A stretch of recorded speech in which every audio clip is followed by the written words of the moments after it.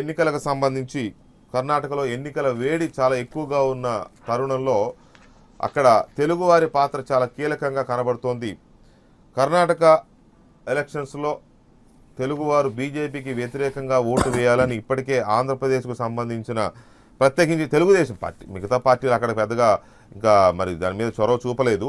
Telugu Desam party నాయకులు బాహాటంగానే బీజేపీని ఓడించండి అని చెప్పి ప్రచారం చేస్తున్నారు. మిగతా పార్టీలు ఎవరు దాని మీద ఇంకా నోరు విప్పల.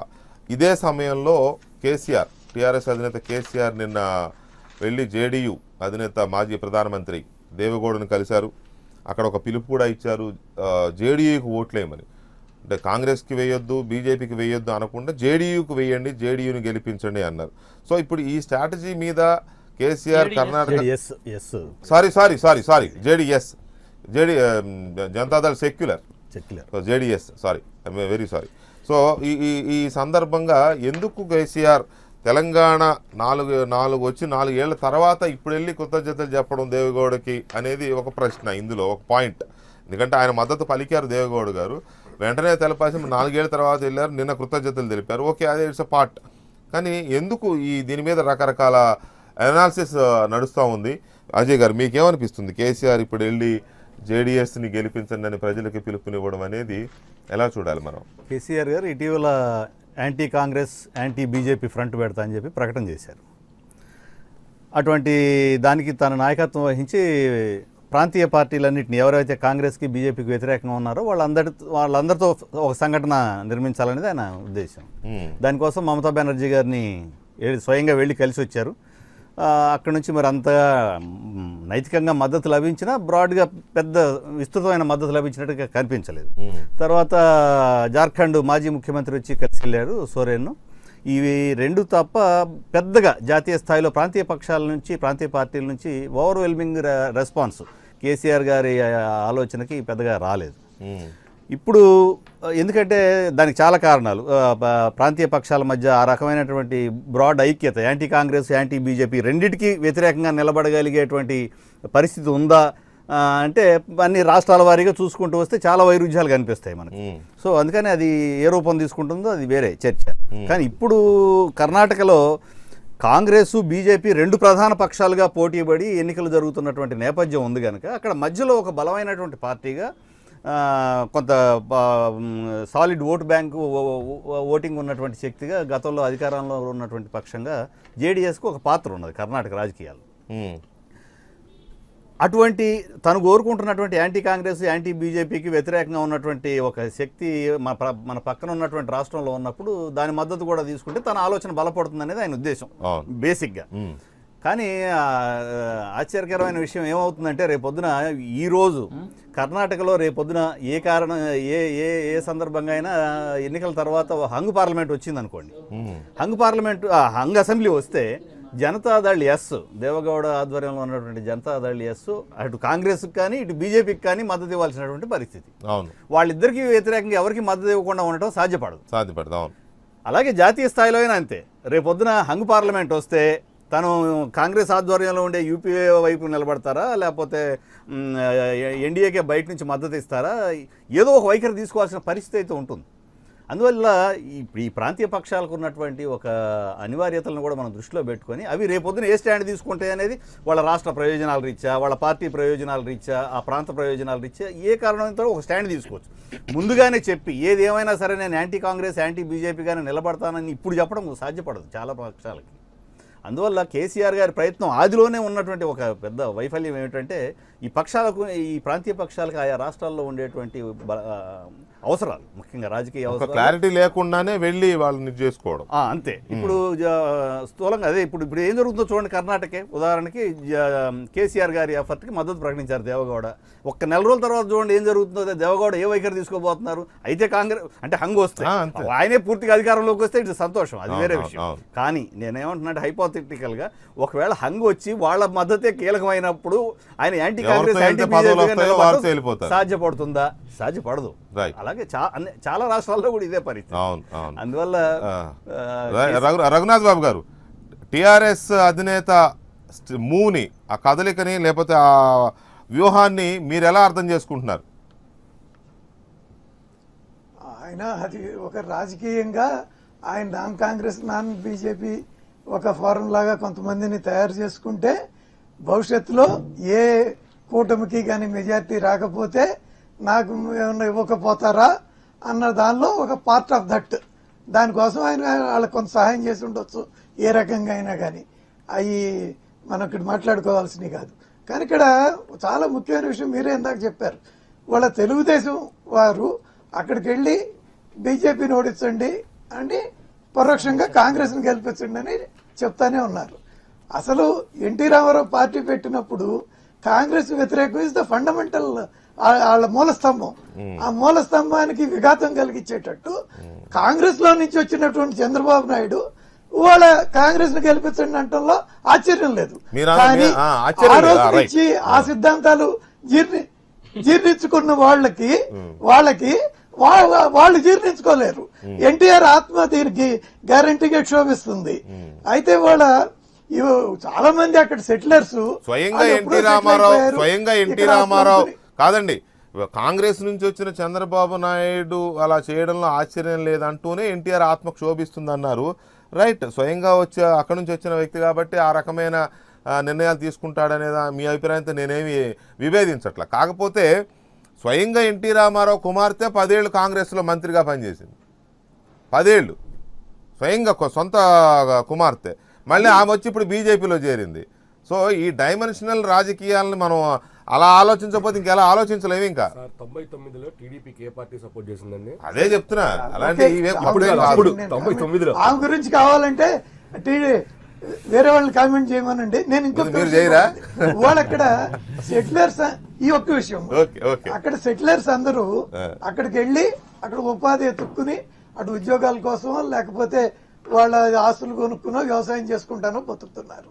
వాళ్ళకి రాష్ట్ర ఇదవుతారు వాళ్ళు. కాబట్టి ఏదైనా వాళ్ళ బెనిఫిట్ అక్కడే వస్తుంది. వాళ్ళ మదర్లాండ్ మీద ఆంధ్రాకి ఏదో లాభం వస్తే వాళ్ళకి వచ్చేది లేదు, ఊడేది లేదు, ఊరేగేది లేదు. కాబట్టి ఆ రాష్ట్రానికి నష్టం వచ్చి ఆంధ్రాకి లాభం వచ్చే ఏ తీరుని వాళ్ళు హర్షిస్తారని నేను అనుకోను. కాబట్టి వాళ్ళు ఇక్కడ చెప్పగానే వాళ్ళంతా స్పందించి ఇటు వేస్తారు అటు వేస్తారని నేనైతే అనుకోవట్లా. ఇటు ఒక నెలలో రిజల్ట్స్ వస్తాయి కాబట్టి అది కూడా తెలుస్తుంది. రైట్. వెంకటరెడ్డి గారు, కర్ణాటకలో ఇవాళ జరుగుతున్న ఎలక్షన్లో సహజంగా యాంటీ ఇన్కంబెన్సీ అనేది ఖచ్చితంగా ఉంటుంది. రాష్ట్రంలో అధికారంలో ఉన్నది కాంగ్రెస్ ప్రభుత్వం. కాంగ్రెస్ ప్రభుత్వం మీద యాంటీ ఇన్కంబెన్సీ ఉందా, లేకపోతే దేశవ్యాప్తంగా నరేంద్ర మోడీ ప్రభుత్వం మీద ఉన్న యాంటీ ఇన్కంబెన్సీ ఎక్కువగా ఉందా? ఈ రెండిట్లో ఇవాళ కేసీఆర్ తీసుకున్న నిర్ణయం కానీ, నేను వెళ్ళి జేడీఎస్ని గెలిపించని చెప్పి ఇచ్చిన పిలుపు కానీ ఎవరికి లాభించే అవకాశం ఉంది? కాంగ్రెస్ అనాలిసిస్ ఏంటి దీని మీద? వెంకటకృష్ణ గారు, ఇక్కడ దాన్ని సూక్ష్మంగా విశ్లేషించాలి. కేసీఆర్ గారిని అంత తక్కువ అంచనా వేయడానికి లేదు. ఇందాక అజయ్ గారు చెప్తూ ఒక మాట అన్నారు, ఒక క్లారిటీ లేకుండా వెళ్ళారన్నారు. అది వారు క్షమించాలి, వారు క్లారిటీ లేకుండా వెళ్ళలేదు. కేసీఆర్ గారు చాలా క్లారిటీ తోటి ఈ సందర్భంలో జేడీఎస్ని వెళ్ళి కలవడం జరిగింది. నిజంగా ఫెడరల్ ఫ్రంట్ కలవాలనుకుంటే ఎలక్షన్స్ అయిపోయిన తర్వాత కలవచ్చు. ఇక పెట్టడానికి ఇంకా లోక్సభకి ఎన్నికలు ఇంకా 14 నెలల టైం ఉంది. కర్ణాటక ఎలక్షన్స్ ఒక నెల అయిపోయిన తర్వాత కలవచ్చు, మాట్లాడుకోవచ్చు.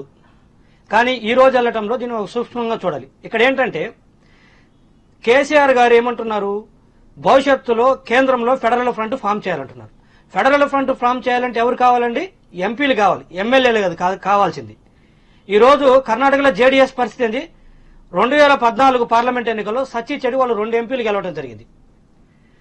ఈ రోజు సర్వే తీసుకున్నట్టయితే రేపు 2019కి వచ్చేలేకి ఆ 2 ఎంపీలు కూడా వస్తాయనే గ్యారంటీ లేదు వాళ్ళ పరిస్థితి. ఆ విధంగా పార్టీ పరిస్థితి ఉంది ఈరోజు. సో ఒక్క స్థానం కూడా రావడానికి అవకాశం లేదు. మరి అలాంటప్పుడు ఆ జేడీఎస్ ని పార్టీ తీసుకొచ్చి ఫెడరల్ ఫ్రంట్ లో పెట్టుకుని ఏం చేసుకుంటారండి కేసీఆర్ గారు? సో వాళ్ళు పూజకు పనికిరాని పుష్పం లాంటిది జేడీఎస్. ఫెడరల్ ఫ్రంట్ కంటెస్ట్ లో చూసినట్టు, ఫెడరల్ ఫ్రంట్ ఉద్దేశంతో అంటే అట్లా ఎందుకు అనుకోవాలి? రాష్ట్రాల్లో జైత్రయాత్ర అట్లా ఎందుకు అనుకోవాలి? రాష్ట్రాల్లో జైత్రయాత్ర కొనసాగిస్తున్న బీజేపీకి అడ్డుకట్ట వేయొచ్చు కదా జేడీఎస్ ని గెలిపించడం ద్వారా. ఒకవేళ ఆయన ఉద్దేశం జేడీఎస్ ని మాత్రమే గెలిపించడం. వెంకటకృష్ణ గారు, ఆ పాయింట్కి వస్తున్నాను. నేను సూక్ష్మంగా విశ్లేషించాలన్నది అందుకే దీన్ని. ఇక్కడ ఏంటంటే ప్రతి ఒక్కడు పులితోలు ఏదో అంటారు, నాకు సామెత గుర్తు రావట్లేదు కానీ పులితోలు కప్పుకొని తిరుగుతున్నారనమాట. దాన్ని మనం స్పృశించాలి ఇక్కడ. అయితే పూజకు పనికిరానటువంటి పుష్పము జేడీఎస్ పార్లమెంట్ ఎన్నికల కంటెస్ట్ అని చెప్తున్నాను. ఇక రాష్ట్రానికి వచ్చినట్లయితే ఈరోజు కేసీఆర్ గారు చూసినట్లయితే మొన్న పార్లమెంట్ లో ఎన్నో రోజులు కాలేదండి, గట్టిగా 20 రోజులు కాలేదు, మా రాష్ట్రానికి అన్యాయం జరిగిందని చెప్పేసి రిజర్వేషన్ల అంశాలు కావచ్చు, విభజన అంశాలు కావచ్చు, వీళ్ళు కూడా కొన్ని రోజుల పాటు బీజేపీకి వ్యతిరేకంగా నిరసనలు తెలియజేయడం జరిగింది. అటువంటి వ్యక్తి ఈరోజు బీజేపీకి వ్యతిరేకంగా మాట్లాడాలా, లేకపోతే అటు పార్లమెంటులో కానీ ఇటు శాసనసభలో కానీ కేసీఆర్కి ఎటు ఉపయోగపడని పోయి జేడీఎస్ కు సపోర్ట్ చేయడం ఉద్దేశం ఏమని అనుకోవాలి మనం అంటే, ఇక్కడ ఏంటంటే జేడీఎస్ కి బీజేపీకి ఒక లోపాయకారి ఒప్పందం ఉంది. ఎట్టి పరిస్థితుల్లో కాంగ్రెస్ అనేది గవర్నమెంట్ ఫామ్ కాకూడదు కర్ణాటకలో. ఎందుకంటే ఇప్పుడు ఒక మెరుగైన సూచనలు కనిపిస్తున్నాయి కర్ణాటకలో గవర్నమెంట్ రావడానికి. ఓట్లు చీల్చి రేపు జేడీఎస్ కొన్ని సీట్లు బీజేపీకి వస్తే మిగతా రాష్ట్రాల్లో చేసినట్టుగానే కొంతమంది ఎమ్మెల్యేలు గుంజైనా సరే JDS BJP coalition government form చేయాలనేది ఒక ఆలోచన ఉంది. సో ఆ నేపథ్యంలో ఈ రోజు కేసీఆర్ గారు పోయి తెలుగువారి ఓట్లందరూ జేడీఎస్కి ఏమన్నారు, ఎందుకంటే బీజేపీకి ఏమని చెప్పలేడు. ఎందుకంటే అది గవర్నర్ ముఖమో ఏదో అంటారు, ఆ మొహం కప్పు ఆయన పులితోలు కప్పుకొని ఆ బీజేపీకి ఏమని చెబితే తన లోపాయకారు ఒప్పందము బీజేపీ చేయడం బయటపడుతుంది. అలా చెప్పలేడు. అల్టిమేట్గా ఏం కావాలి, బీజేపీ ప్రభుత్వం కర్ణాటక రావాలి, వారి ఎజెండా అదేను.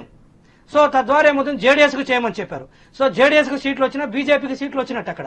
సో వీరిద్దరు కలిసి రేపు కోయిలేషన్ గవర్నమెంట్ ఫామ్ చేయాలి, కాంగ్రెస్ రాకూడదు, ఇది వారి ఉద్దేశం.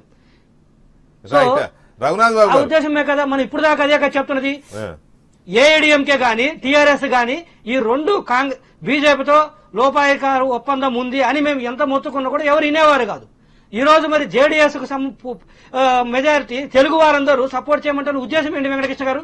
ఏ విధంగా తనకు చుట్టమా? పోనీ శాసనసభలో ఏమన్నా స్థానాలు వస్తే ఇక్కడ ఏమన్నా తెలంగాణను నిలబెడతారా? నేను చెప్పినట్టుగా పార్లమెంట్ ఎన్నికల్లో ఒక్క స్థానం కూడా రావడానికి ఎట్టి పరిస్థితుల్లో అవకాశం లేదు. మీరు సీనియర్ జర్నలిస్ట్ వెంకటకృష్ణ గారు మీ వాళ్ళని పంపించి కనుక్కోండి, మీకు ఈ పార్టీకి తెలిసి ఉంటుంది, వారికి పార్లమెంట్ స్థానం నిలిచి రావడానికి అవకాశం లేదు. మరి ఏ నేపథ్యంలో జేడీఎస్ కు వారు సపోర్ట్ చేయమంటారు తెలుగు వారిని? అందరినీ మీరు చెప్పదు, కాంగ్రెస్ చేయమని నేను చెప్పను. మీరు ఎందుకు పార్లమెంట్ ఏమో బీజేపీ మాకు అన్యాయం చేసింది అంటారు, ఇక్కడికి వచ్చేసి లేక కర్ణాటకలో ఎందుకు చెప్పరు మాకు బీజేపీ అన్యాయం చేసింది?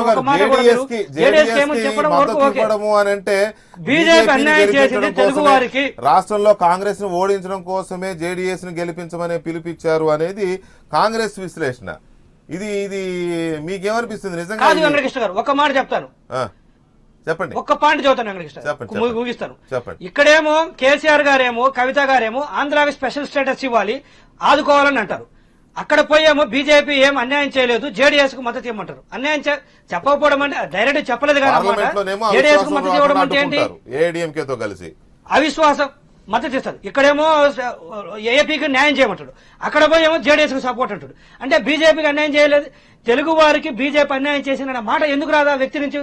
కర్ణాటకలో తెలుగు వారందరూ జేడీఎస్ కు సపోర్ట్ చేయమంటారు. ఎక్కడ కన్సర్న్ మనకు జేడీఎస్ అసలు? రైట్. రఘునాథ్ జేడీఎస్ రఘునాథ్ గారు చెప్పండి. చెప్పండి మురళీకృష్ణ, చెప్పండి. ఇప్పుడు అక్కడ ఇవన్నీ ఇప్పుడు ఆయన ఏదో కేసీఆర్ గారు ఒక అవకాశవాదం చూసుకుంటున్నారు. ఆయనకి ఇక్కడ రాష్ట్రంలో కాంగ్రెస్ ప్రధాన ప్రతిపక్షం కాబట్టి ఆయన సహజంగానే యాంటీ కాంగ్రెస్ దీనిలో ఉంటారు. కానీ అక్కడ మేము స్పష్టమైన మెజార్టీతో గెలవబోతున్నాం. ఇవన్నీ వల్ల మాకేమీ ఒరిగేది లేదు, ఊడేది లేదు. అక్కడ గ్యారంటీగా మేము గెలుస్తామనేది నేను ఇందాక చెప్పినట్టు కాలం నిర్ణయిస్తుంది. అయితే ఒక్క విషయం అండి, అంబేద్కర్ గారి స్ఫూర్తి ఇలాగా పార్లమెంట్ డిస్టర్బ్ అవ్వాలి అని ఆయన బహుశా ఎప్పుడు ఊహించుంటారు, కోరుకుని ఉండరు. కానీ ఈ సెషన్స్ మొదలైనాక, మొన్న జరిగిన సెషన్స్ మొదటి 2 వారాలు టీడీపీ దాన్ని డిస్టర్బ్ చేసింది, తర్వాత 2 వారాలు ఏడీఎంకే డిస్టర్బ్ చేసింది. కానీ మొదటి 2 వారాలు టీడీపీ డిస్టర్బ్ చేసినప్పుడు హీరోయిక్ గా ఫీల్ అయ్యారు. రెండోసారి ఏడీఎంకే చేసినప్పుడు అది ప్రభుత్వ వైఫల్యం అన్నారు. మొదటిసారి వాళ్ళు చేసినప్పుడు కూడా ప్రభుత్వం ఏం చేయలేకపోయిందని ఒకళ్ళు కూడా మాట్లాడలేదు. మామూలు సమయాల్లో పార్లమెంట్ సమావేశాలు స్తంభించడం పెద్ద కొత్త ఏం కాదు. కానీ అవిశ్వాస తీర్మానం నోటీస్ ఇచ్చినప్పుడు ఖచ్చితంగా సభను నడిచేలా చేసుకుని దాన్ని విశ్వాసం నిరూపించుకోవాల్సిన బాధ్యత ప్రభుత్వానికి ఉంటది. ఆ తర్వాత మీరు దాన్ని చాలా తెలివిగా వేరే వాళ్ళతో గొడవ చేయించి సాల్వ్ చేయించారు. రైట్, ఒక్క నిమిషం రఘునాథ్ బాబు గారు దయచేసి ఒక్క నిమిషము, మేము ఒక్క నిమిషము. టిఆర్ఎస్ సీనియర్ నాయకులు మాజీ కేంద్ర మంత్రి వేణుగోపాలాచారి గారు లైన్ లో ఉన్నారు. చారి గారు గుడ్ మార్నింగ్ అండి. Good morning. అయితే నిన్న కేసీఆర్ గారు వెళ్ళి దేవేగౌడని కలవడము, జనతాదళ్ సెక్యులర్ని గెలిపించండి అని పిలుపునివ్వడము, ఆ జాయింట్ స్టేట్మెంట్, ఇది సరే ఫ్రంట్లు లేకపోతే ప్రాంతీయ పార్టీల ఐక్యత ఇదంతా ఒక చర్చ. కానీ దీని మీద కాంగ్రెస్ పార్టీ ఇంకొక యాంగిల్లో విశ్లేషణ చేస్తోంది. కర్ణాటకలో భారతీయ జనతా పార్టీని అధికారంలో కూర్చోబెట్టడం కోసమే కేసీఆర్ ఈ రకమైన నిర్ణయం తీసుకున్నారు, జేడీఎస్ని సపోర్ట్ చేయమనడం ద్వారా అనేది కాంగ్రెస్ పార్టీ అనుమానము, విశ్లేషణ కూడా. ఏంటి మీ ఇదేంటి దాని మీద? అంటే మొట్టమొదటి నుంచి టీఆర్ఎస్ మీరు అబ్జర్వ్ చేస్తున్నారు. టీఆర్ఎస్ గవర్నమెంట్ ఇక్కడ వచ్చిన తర్వాత, సెంట్రల్లో మోడీ ప్రభుత్వం వచ్చిన తర్వాత, రెండు జాతీయ పార్టీలు అనే కాంగ్రెస్ బీజేపీకి రెండు సమాన డిస్టెన్స్ ఉన్నాయి. ఎప్పటికైనా ఒకదానికి మేము మోయలేదు, చేయలేదు. ఆయన చేసిన పనులను సమర్థించాము. ఈవెన్ జిఎస్టీ డిమానిటేషన్ లో కూడా మళ్ళీ మాట్లాడితే సమర్థించాము, మొత్తం వ్యతిరేకించాము. తర్వాత ఆయన ఎక్స్ప్లెయిన్ చేసిన తర్వాత మీకు డివాల్యుయేషన్ ప్రకారంగా స్టేట్ డబ్బులు వస్తాయంటే మేము సపోర్ట్ చేసాం ప్రతి యాంగిల్ లోపల. అయినప్పటికీ కూడా ఏంటంటే రీఆర్గనైజేషన్ ప్రకారంగా ఆంధ్రప్రదేశ్ కు ప్రత్యేక హోదా కానీ, ఇప్పటికీ తెలంగాణకు రావాల్సిన 9th షెడ్యూల్ ప్రకారంగా ఆస్తుల విభజన కానివ్వండి, ఇవన్నీ కూడా అంటే ఫైనాన్స్ కమిట్మెంట్ కాని విషయాలలో కూడా మోడీ ప్రభుత్వం మరి రెండు రాష్ట్రాలకు మొండి చేయి చూపించి కనుకనే రెండు సమాన పార్టీలకు, జాతీయ పార్టీలకు సమదూరంలో ఉండాలన్న ఒక ఆలోచనతోటే ఈ రోజు మరి అందరూ ఫ్రంట్ ఆఫ్ ఫ్రంట్ అని కాదు కానీ ఫెడరల్ ఫ్రంట్ పేరు మీద ఈ రోజు కేసీఆర్ గారు పిలిపించారు. దానికి కొందరు రాష్ట్రాల ముఖ్యమంత్రులు కానీ, మాజీ ముఖ్యమంత్రి కానీ ప్రాంతీయ పార్టీ కలవడం జరుగుతున్నది. ఇది ఒక పార్టీకి మెహర్బానీ చేసే అవసరం మాకు లేదు ఈ రోజు. ఎందుకంటే దేశ స్థాయిలో ఆల్టర్నేటివ్ ఫోర్స్ కావాలన్నది ఈ రోజు కేసీఆర్ ఒక లక్ష్యం, ఆలోచన తప్ప ఇది ఎవరు మెహర్బానీ కొనుక్కో లేకుంటే ఒక పార్టీని ప్రతిష్ఠించాలి, అక్కడ అడ్వాంటేజ్ ఇవ్వాలని అవసరం మాకు లేదు. ఎందుకంటే తెలంగాణ మేము బలంగా ఉన్నాం. రాబో రోజు మరింత బలపడే విధంగానే మేము మా ప్రణాళికలు ఉన్నాయి, మా కార్యక్రమాలు ఉన్నాయి తప్ప మేము ఒక పార్టీని మోసే అవసరం మాకు లేదు. ఈ రోజు రెండు జాతీయ పార్టీలకు ప్రత్యామ్నాయంగానే కలిసి వచ్చే పార్టీలు కానీ, కలిసి వచ్చే నేతలు కానీ కలిపే ఆలోచనతో ఈ రోజు కేసీఆర్ ఉన్నారు తప్ప ఒక పార్టీకి మేలు చేసే అవసరం మాకు లేదు. అటు బీజేపీకి కానీ, కాంగ్రెస్ పార్టీకి కానీ మేలు చేసే అవసరం లేదు. అదే స్పష్టమైన ఆలోచన. ఇది కేసీఆర్ కున్న ఆలోచన కానీ ఫెడరల్ ఫ్రంట్ ఏర్పడబోతుంది దాని ఆలోచన ఇది ఒకటి. ఇక్కడ గమనించాల్సిన విషయం ఏంటంటే, చెప్పండి వెంకటరెడ్డి గారు మాట్లాడండి. వెంకటరెడ్డి గారు మాట్లాడండి చారి గారితో. సార్ వేణుగోపాలాచారి గారు, మీరు సీనియర్ పార్టీలో నాకు తెలుసు, మీరు వ్యక్తిగతంగా కూడా నాకు పరిచయం సార్. మీరు చెప్పండి, మీరు ఎందుకు ఇక్కడేమో తెలుగు వారికి అన్యాయం జరిగిపోతుందని గగ్గోలు పెడతారు, తెలుగు వారు ఆంధ్ర వాళ్ళు సెటిలర్స్ లో పాదాల ముళ్ళు గుచ్చుకుంటే నోటితో తీస్తున్నారని కేసీఆర్ గారు అంటారు. ఇన్ని అన్యాయాలు జరుగుతున్నాయి, నేను గొంతెంత ఇక్కడ చెప్తారు, తెలుగులో అర్థమవుతుందని. కర్ణాటక పోయి మీరు జేడీఎస్ కు సపోర్ట్ చేయమని చెప్పిన మాట ఒక పక్కన పెడితే, ఒక్క మాట కూడా మీరు ఎందుకు తెలుగు వారికి బీజేపీ అన్యాయం చేసిందని ఇన్ని మాటలు ఇక్కడ చెప్పారు కదా, మీరు ఒక్క మాట ఎందుకు చెప్పలేకపోయారని మీరు? రైట్, ఇక్కడ చారి గారు వెంకటరెడ్డి గారు అలిగేషన్ ఏంటంటే, తెలుగు వారికి అన్యాయం జరిగితే అందరం కలిసి మాట్లాడతామంటారు, సెటిలర్స్కి ఏమైనా జరిగితే కాల్లో ముళ్ళు గుచ్చుకుంటే పంటితో తీస్తామని మాట్లాడతారు. కానీ ఆంధ్రప్రదేశ్కి జరుగుతున్న అన్యాయం పట్ల ఒక మాట మాట్లాడకుండా కర్ణాటక వెళ్ళి బీజేపీని ఏమనకుండా జేడీఎస్ని గెలిపించండి అని పిలుపునిచ్చి రావడంలో మీ ఆంతర్యం ఏంటి అనేది ఒక ప్రశ్న, వెంకటరెడ్డి ప్రశ్న.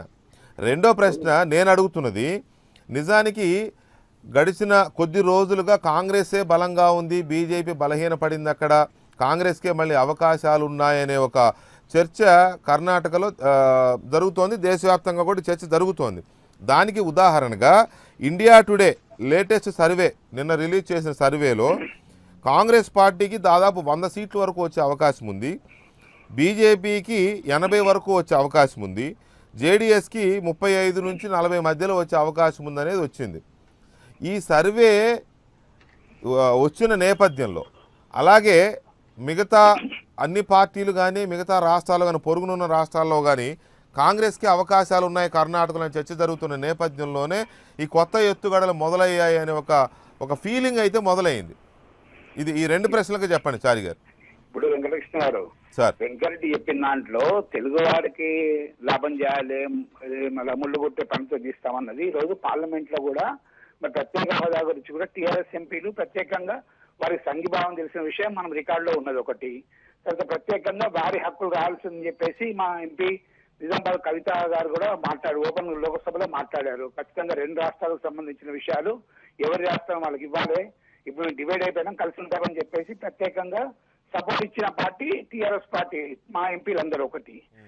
రెండోది, ఈరోజు సర్వే రిపోర్ట్ కన్నా ముందు సర్వే రిపోర్ట్ ఇప్పుడు వచ్చిందా ముఖ్యం కాదు. ఈరోజు కాంగ్రెస్ కు బీజేపీకి 70 సంవత్సరాలు వాళ్ళు పాలించిన కనుకనే వాళ్ళకి ప్రత్యామ్నాయంగానే ఫెడరల్ ఫ్రంట్ అనే ఆలోచన లక్ష్యము కనుక కలిసి వచ్చేవారు. పబ్లిక్ ఏజెండా మా ఏజెండా అని చెప్పి ముందుకున్నప్పుడు మేము ఈరోజు కాంగ్రెస్ పార్టీ అక్కడ పుంజుకుంటున్నది, దానికి ప్రత్యామ్నాయంగా తెలుగు ఓటు అనే అవసరం మాకు లేదు ఈరోజు. ఎందుకంటే 2 పార్టీలకు వ్యతిరేకంగానే పోరాటం చేయాలని చెప్పేసి కేసీఆర్ గారు మమతా బెనర్జీ గారిని కలవటము, అదేవిధంగా ఇతర మాజీ ముఖ్యమంత్రులు ఫోన్లు చేయడం మీకు తెలుసు ఈరోజు. కనుక ఇది అంతర్గత ఒప్పందమో లేకుంటే బీజేపీని పైకి తీసుకునే ఆలోచన మాకు లేదు ఈరోజు. అదే బీజేపీ ఆలోచన ఉంటే ఈరోజు రాష్ట్రంలో ప్రతి ఒక్క రోజు బీజేపీ వాళ్ళు ప్రతిపక్ష పార్టీగా మోడీ కాంగ్రెస్ విమర్శిస్తున్నారు. దానికి సమాధానం, డీటెయిల్ సమాధానం ఈరోజు ముఖ్యమంత్రి గారు చెప్పారు. గతంలో అమిత్ షా వచ్చినప్పుడు 92 కోట్లు ఇచ్చినామంటే కూడా ఆమె గట్టిగా సమాధానం ఇచ్చారు. కనుక ఈరోజు అంతర్గత ఒప్పందాలు బహిర్గత ఒప్పందాలు ఏం లేదు. ఏదన్నా కూడా పీపుల్ ఎజెండా మా ఎజెండా. సో బీజేపీకి లాభం చేయాలనే ఆలోచన లేదు మీకు, కేవలం పార్టీలో అవకాశం లేదు. ఈరోజు జేడీఎస్ కూడా కర్ణాటకలో ఆల్టర్నేటివ్, కాంగ్రెస్ కి ఆల్టర్నేటివ్, బీజేపీకి ఆల్టర్నేటివ్. అది ఏ పార్టీ సమాంతరంలో ఉన్నాయి కనుకనే జేడీఎస్ కు సపోర్ట్ ఇస్తామని చెప్పేసి ఎన్నికల సందర్భాన ముఖ్యమంత్రి గారు మాట్లాడడం జేడీఎస్ సపోర్ట్ చేయడం, అవకాశాలను పెంచడానికో కాంగ్రెస్ అవకాశం పెంచడానికి మాత్రం కాదు. హిడెన్ ఎజెండా ఏం అవసరం లేదు మాకు. పబ్లిక్ ఎజెండా మా ఎజెండా అని చెప్తాము, ప్రయత్నం చేస్తాము. ఇలా ప్రధానమంత్రి కావటమో లేకుంటే దేశంలో మేము చక్రం ఆలోచన లేదు ముఖ్యమంత్రి గారికి. రాష్ట్ర ప్రయోజనాలు ముఖ్యము. రైట్ చారి గారు జేడీఎస్ కి సపోర్ట్ చేయడం మినహా బీజేపీకి సపోర్ట్ చేయడమో లేదా కాంగ్రెస్ కి అపోజ్ చేయడమో ఈ ఉద్దేశం మీకు లేదనేది మీరు స్పష్టంగా చెప్తున్నారు, అంతేనా? రైట్ సార్, రైట్ చారి గారు, thank you very much. Anuradh గారు, ఇందాక రఘునాథ్ బాబు గారు చేసిన కామెంట్కి మీరు ఏదో స్పందిస్తా అన్నారు, అప్పుడు నేను ఆపాను. అంటే అక్కడ తెలుగు వాళ్ళు ఓట్లు వేయొద్దు అని చెప్పి మేము ప్రచారం చేస్తున్నారనే విషయాన్ని తీసుకొచ్చారు. దానికి ఒక క్లారిటీ, ఎక్కడా కూడా మా అధినాయకత్వం కానీ మా పాలిట్ బ్యూరో మెంబర్స్ కానీ ఎవ్వరూ కూడా ఆ నిర్ణయం ఎక్కడా కూడా తీసుకోలేదు. మా పార్టీ స్టాండ్ కానే కాదు. అయితే సోషల్ మీడియాలో కానీ ఇతరితర అక్కడున్న తెలుగు వాళ్ళు కానీ వాళ్ళకి వాళ్ళు రియాక్ట్ అవుతా ఉన్నారు, వాళ్ళకి వాళ్ళు పర్సనల్ గా రియాక్ట్ అవుతున్నారు. వాళ్ళ విధి విధానాలు, వాళ్ళు ఏ రకంగా అయితే ఆంధ్ర రాష్ట్రానికి అన్యాయం చేశారు ఆ వాళ్ళ విధి విధానాలే వాళ్ళకి ఈ రోజు అవి క్వశ్చన్ మార్క్ గా మిగిలినాయి కర్ణాటకలో. అండ్ మోర్ ఓవర్ ఇంకోటి కూడా, కావేరీ బోర్డు చూడండి, సుప్రీంకోర్టు వేయమని చెప్పినా కూడా కేవలం ఓట్ బ్యాంక్ కోసం అని చెప్పి వెయ్యట్లేదు అనేది క్లియర్ కట్గా క్రిస్టల్ క్లియర్గా కూడా తెలుస్తూ ఉంది. ఇకపోతే మీరు కేసీఆర్ గారి ఇష్యూ కూడా మీరు మాట్లాడుతూ ఉన్నారు. ఇప్పుడు కేసీఆర్ గారు బీజేపీనా కాంగ్రెస్ అని వీళ్ళందరూ కూడా మాట్లాడుతూ ఉన్నారు. ఇంతకు ముందు రాజశేఖర్ రెడ్డి గారు ఉన్నప్పుడు ఇదే కేసీఆర్ గారు కేంద్ర మంత్రి పదవులు తీసుకున్నారు. ఈరోజు మొన్న రాజ్యసభ సీట్స్ వచ్చేవాటిగా బీజేపీ కేసీఆర్ గారికి మద్దతు ఇస్తుంది అనే స్పెక్యులేషన్స్ బాగా జరిగినాయి మొన్న రాజ్యసభ సీట్ల. ఇప్పుడు మళ్ళీ అటు వెళ్ళి what we feel is KCR గారు ఏంటంటే ఇప్పుడు ఆయన ప్రధానికి మమ్మల్ని పోటీ పెట్టుకుంటారు కాబట్టి ఇండైరెక్ట్గా చంద్రబాబు నాయుడు గారిని చూస్తే అని నేను కూడా ఒక నేషనల్ లీడర్ని, నేను కూడా అందరినీ కూడగట్టగలను, నేను కూడా తిరగగలను, చేయగలను అనే ఒక ఇమేజ్ కోసం వారు బాగా పాకులాడుతున్నారు అనే విషయం అది అందరికీ కూడా తెలుసు. బట్ ఏదైనా సరే ఒక పార్టీకి ఒక స్టాండ్ ఉండాలి. ఏదో ఒక్క పార్టీ అయినా సరే బేస్లో మనకి లాభం ఉన్నా నష్టం ఉన్నా ఎలా ఉన్నా కూడా సరే ఒక పార్టీకి వ్యతిరేకంగా మనం ఉంటాం. మేము ఉన్నాం అట్లా కాంగ్రెస్కి, అప్పుడు ఉంటాం, ఇప్పుడు ఉంటాం, ఎప్పటికీ కాంగ్రెస్కి మేము వ్యతిరేకమే. కానీ వీళ్ళు అలా కాదు. కేసీఆర్ గారు ఇప్పుడేమో మంత్రి పదవి కనుక వచ్చి ఉంటే కవిత గారికి ఇష్యూ వేరుగా ఉండేది. ఇంతకుముందు కాంగ్రెస్ పార్టీలో ఎంపీ పదవులు తీసుకుంది వీళ్ళే తీసుకున్నారు.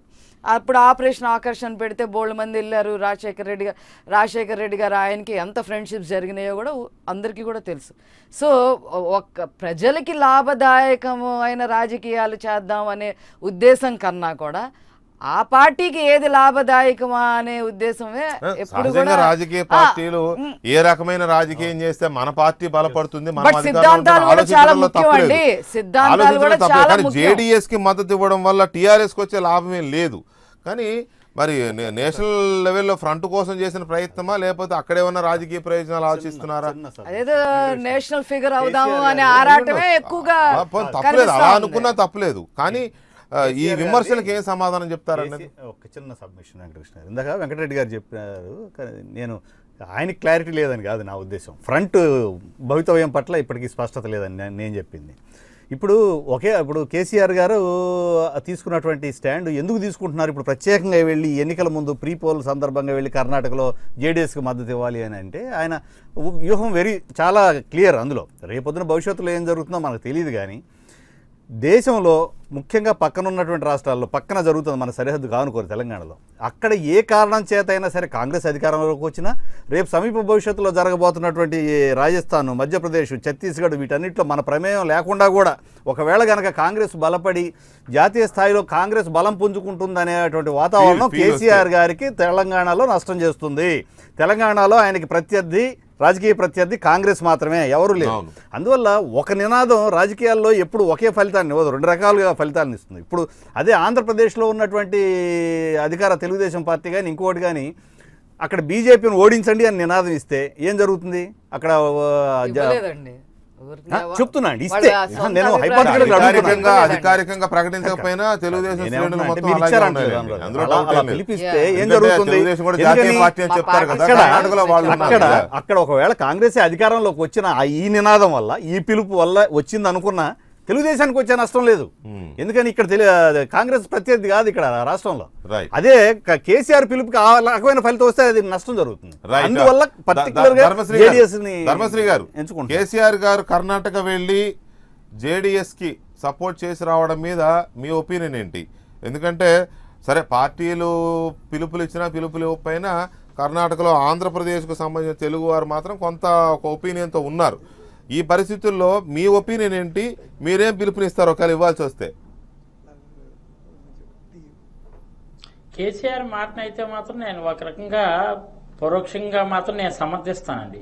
ఎందుకంటే మన రాష్ట్రానికి అన్యాయం చేసినటువంటి బీజేపీకి ఆ ఓటు పడితే మళ్ళీ వాళ్ళు ఇప్పుడు ఇంకా కళ్ళు నెత్తి మీదకి వచ్చేస్తాయి. ఎందుకంటే మోడీ కానీ అలాగే మోడీకి బాబు జోడీ కానీ ఇద్దరు కలిసి సర్వనాశనం చేశారు. కాబట్టి ఎట్టి పరిస్థితుల్లో కూడా మన రాష్ట్రానికి అన్యాయం జరిగినటువంటి ప్రక్రియలో బీజేపీ 100% కూడా ఫలితాన్ని అక్కడ ఉన్నటువంటి ప్రతిఫలం ఎలాగైతే ఉందో అక్కడ ప్రజా వ్యతిరేకాన్ని తప్పనిసరిగా అనుభవించాలి కూడా.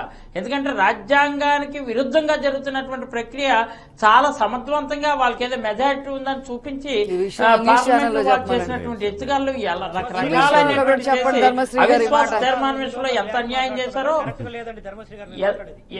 అన్యాయం చేశారో అన్యాయాన్ని మాత్రం తెలుగు వాళ్ళు ఎక్కడున్నా ముఖ్యంగా ఆంధ్రుడు అని వాడు ఎక్కడున్నా సరే బీజేపీకి ఎట్టి పరిస్థితుల్లో ఓటు వేసే ప్రసక్తి లేదు, ఓటు వెయ్యరు కూడా.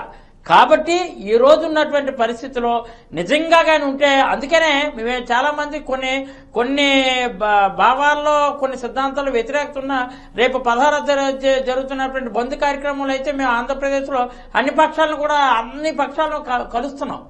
ఒక టీడీపీ తప్పించి అన్ని పక్షాలు కలుస్తున్నాయి, బీజేపీ టీడీపీ తప్పించి. ఎందుకంటే అక్కడ అయితే అందరూ ఒకటి కాదు, కొన్ని సిద్ధాంతాలు వ్యతిరేకత ఉండొచ్చు. బట్ రాష్ట్రానికి వచ్చేసరికి ఒకే మాట మీదకి వచ్చాం కాబట్టి అలా రాష్ట్రానికి అన్యాయం చేశారు. కాబట్టి కేంద్ర ప్రభుత్వం అన్యాయం చేసినటువంటి ప్రక్రియ క్లియర్ ఉంది. కాబట్టి బీజేపీకి ఎట్టి పరిస్థితిలో మోడీ చేసినటువంటి విధానాన్ని అక్కడ సరే బీజేపీకి ఓటు వేయకూడదనేదే నా తాలూకు వాదన.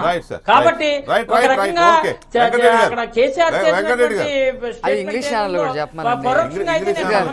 వెంకటకృష్ణ గారు పాదయాత్రలోనూ ఇంగ్లీష్ ఛానల్స్ లో చెప్పండి జగన్మోహన్ రెడ్డి గారిని ఇంగ్లీష్ ఛానల్స్ విజయసాయి రెడ్డి కూడా చెప్పండి. వెంకటరెడ్డి గారు ఒక్క నిమిషం అమ్మా. మీకు చిత్తశుద్ధి 16వ తారీఖు మీరు పరోక్షంగా కేసీఆర్ వ్యాఖ్యలను సమర్థిస్తుంటేనే ఎంత ఇంకా దరిద్రమైన అంశం అంటే, ఎందుకంటే కర్ణాటకలో ఈ రోజు జేడీఎస్ పరిస్థితి ఏంటంటే వెంకటకృష్ణ గారు, ఒక కర్ణాటక మొత్తంలో ఒక ప్రాంతానికి, అంటే మనకు ఆంధ్రాలో కదా ఒక రాయలసీమ ప్రాంతానికి పరిమితమైనట్టు ఒక పార్టీ అలా ఈ రోజు కర్ణాటకలో వచ్చేసేలేకి ఒక 30 నియోజకవర్గాలకు పరిమితం అయిపోయింది జేడీఎస్. దాన్ని ఎలా గెలిపిస్తే వాళ్ళు గవర్నమెంట్ ఫామ్ చేస్తారు? బీజేపీ కాంగ్రెస్ కాకుండా జేడీఎస్ గవర్నమెంట్ ఫామ్ చేస్తుంది. మనము రాజకీయాలు ఉన్నప్పుడు రాజకీయాలను కూడా అర్థం చేసుకోవాలి. గెలవడానికి సాధ్యాసాధ్యాలు ఎంత ఉన్నాయి. నిజంగా జేడీఎస్ దాని ఆపరేషన్ ఏరియా 224 నియోజకవర్గాలు ఉండి గెలవడానికి అవకాశం ఉంటే మీరు చెప్పిన వర్షన్ కరెక్ట్. దాని ఆపరేషన్ ఏరియానే 30-35 నియోజకవర్గాలు. దాంట్లో ఎన్ని గెలుస్తుంది? కాంగ్రెస్ బీజేపీని కాకుండా ఎలా గవర్నమెంట్ ఫామ్ చేస్తుంది?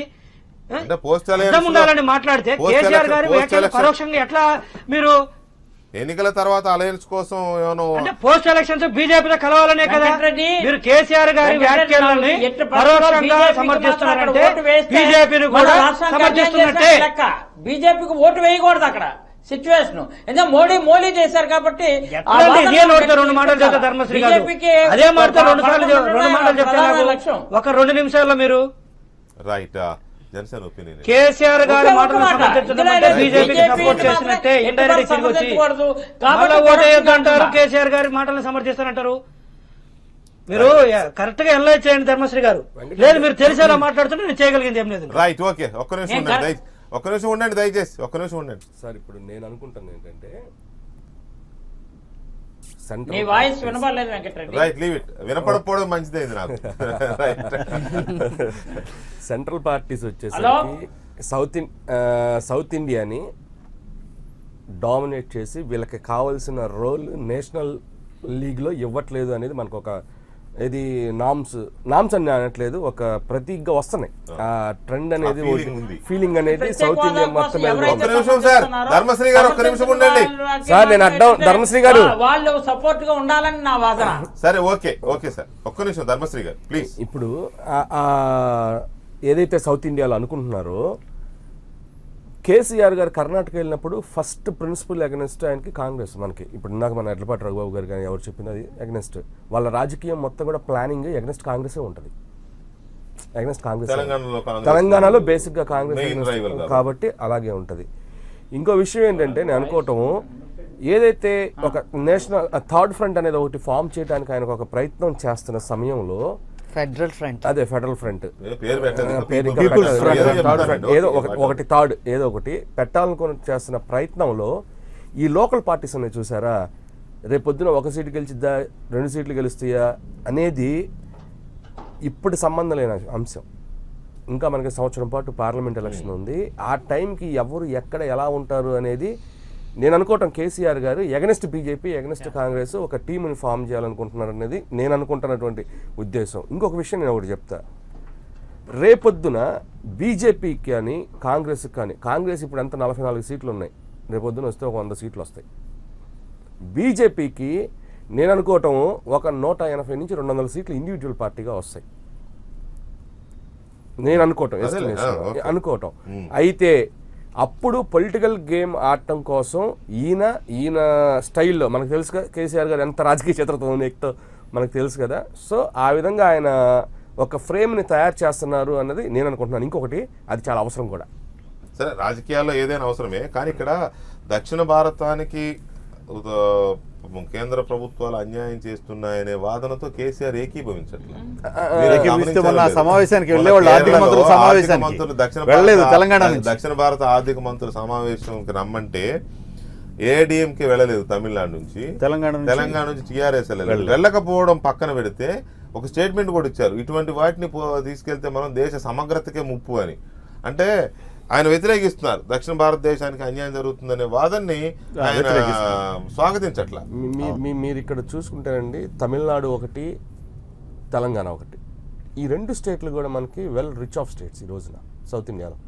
ఒకసారి ఆంధ్రప్రదేశ్ చూసుకోండి, ఒరిస్సా చూసుకోండి,